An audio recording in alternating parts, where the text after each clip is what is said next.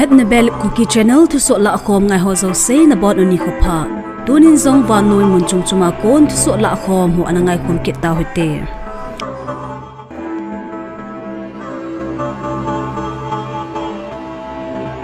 Tuni December ni simsam na thum ni ho a van noi Thusoh Lahkhom ho Syria Gamsunga asat vai homna abaizo Israel in buluna ki zomin ali vai channa ding an chila pikin ovin hi tu tha buluna azong Syria Gamsung tartas le latakya gam kai sunga military mumpi ho buluna anezun hi latakya muna buluna achun Syria Navy te galsa tuiko tampi in hata in anasi in hi buluna chunga United Nation in hata in demna anezin vanoi in achipi danamol suke na hi ati Tuesday ni hua Israel sa paitin Golan Heights solum kaya buffer zone hopma as sa paitin kiman cha nilim ho ni sodo ovin hichu UN in 1974 kuma Israel sera ki ka kinupto na gisim suke na hi ati alangha na UN Secretary General Antonio Guterres and mailama Syria Gamsunga bitna ahong umdo ding akine na le UN Gamsunga thanai na hinabang bang ta ale champi noiza ki he to na umdo a chule namlom ho bitna thaina ding a pan ala ding jong anapong do e United States Secretary of State Antony Blinken in West Asia gamkai ho vilna anizin Syria Gamsunga inclusive government simdo ahinading alang sabi chule Syrian caretaker Prime Minister Muhammad al-Bashir in asa vai hom na nuiza hamsit na anato ho chunga atutan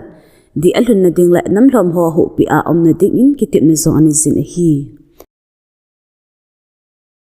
Russia Ukraine ki ka aphat chungkhat although ma so lovin Ukraine ten US could so long range ATS-CMS missile mangcha Russia Gamsung Azov Sea to kinai cha Rostov muna spaite ga sa lenamun anaka humziun gamte ni kika akibuina hung so si che kidin amtan hi Russian Defense Ministry akon tulut kimudung zuizin lenna nga missile gupta buluna ahine ta ova nita Penshard Air Defense System in anaka pla ATV long range missile mangcha kibulana chunga Russia in hata in demna anajin kichona khota hi ATV hi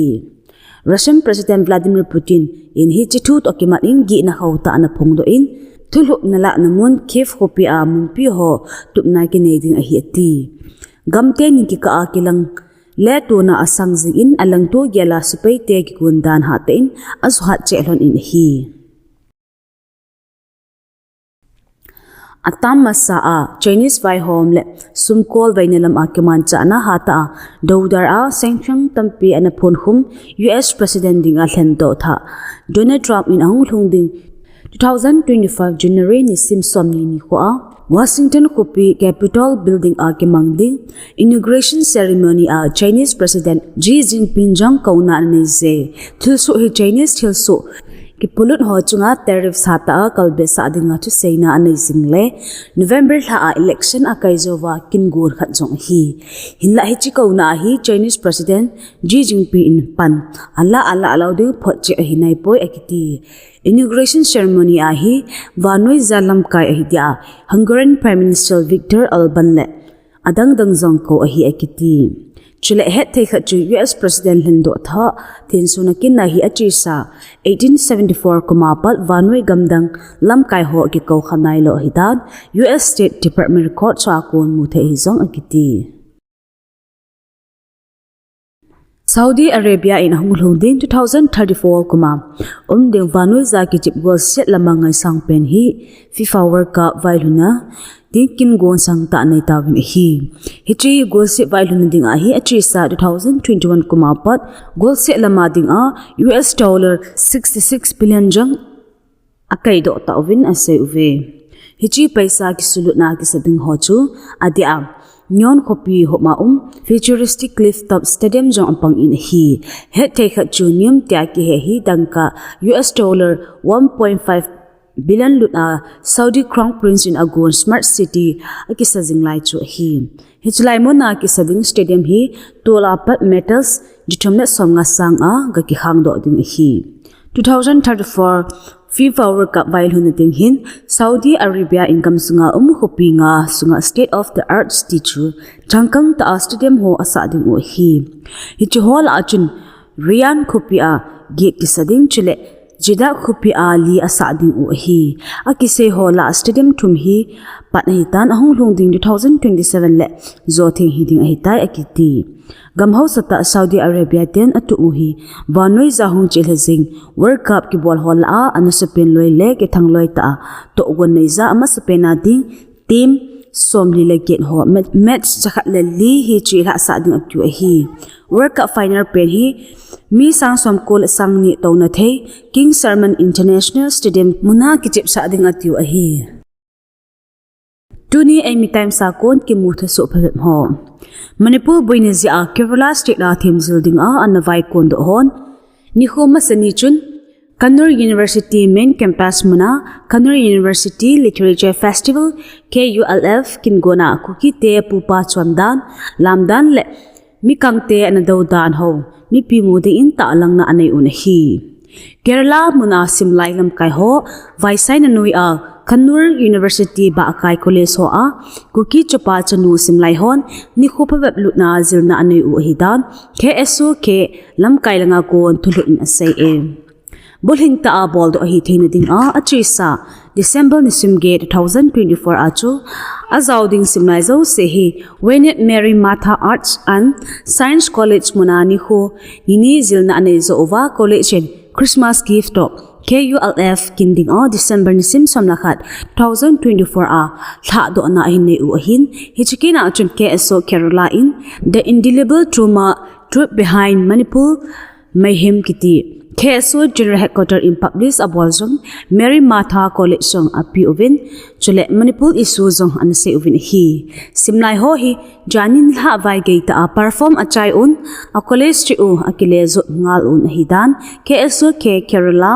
General Secretary Gaulung Mon Haukimin Thusoh mi ho to ki hona se in hi aman ase ben a simlai ho hin nam ngai lut na be sa na athale azung asena banuwa amma sa khauchi en ki so over hung vai kun u hi atin am ho tom ngai so zala lolhin ta perform ber zo hitin chapang ho pa cha na zo ane in hi chicken hi agama media house tupi ta hon asa lu pi le u hi dan jong asai be in hi alang khana Manipur a Kuki-Zo chate gimnele ha san ho ki thopi ding lungtup nan Dr. CV Proprietor Satyam Ministry to Kim Sil Haine Kim Singson KSO Kerala spokesperson in Alhan Pi in Nini Sung Cham de in Khatwe Masanin Churchampol district nga ahnglung in hi Zanin Dr. CV in KSO lamkai ho to kilhon in KSO Community School jaunan khopis nga relief langa mo po kiloi khom na lubu ho zong akimo pi un chole relief camp phabep zong bil na an uve tin thulu khanin asai e Narendra Modi government in tua chilhasing parliament session a one nation one election bill po do ding to gon ane lunghi mon na opposition lamkai hon phong do ove hi bill hi tu chung parliament session a po do theiding a cabinet in clear about hitai ten thulu khanin asai in hi Congress Lok Sabha MP K Soras in hi bill hi Congress in nasata ki do ding a hi ati abul tilagi sei banga bill hi GP la hinading a kiding ding a hi ati Congress MP Jairam Ramesh in hichi bill hi Joint Parliamentary Committee JPC hinga solma sa hidinga adai sa dan aphong do e State government hi center anga kipilura center in adai a akai lele dinga thinaina power zo si surrender abor hitin Nupilan Organization Committee hon ase uve Nupilar Day Organization Committee makaina in Janhin JN Manipur Dance Academy hora Nupilan Day anamang uve Hichikin anagong chu AMKIL KANGLAMEI Poroi Lemarol AMAWOVA Nupi Samaj Tammi Chingmi MEPWAK KIL Chole CLK Ho Hive Aholim na AS Memcha President Poroi Lemarol Mera Paibi Apunba Manipur in Tuchung Buina hi Jatnanam ka abuina ipo India government daidana Thusoh zo ahitin asa in hi Tu a state government vai po hi mi kai le ding a hi fe a power ujung center government masanga surrender abol u hi mi vet ding a boina sulamdan a uva drama athomai mai u hitin s memcha in se in hi dunya ding into so ichan in akichai ta Thusoh tha imu ki ka ovil na bon un mang phalet chibe.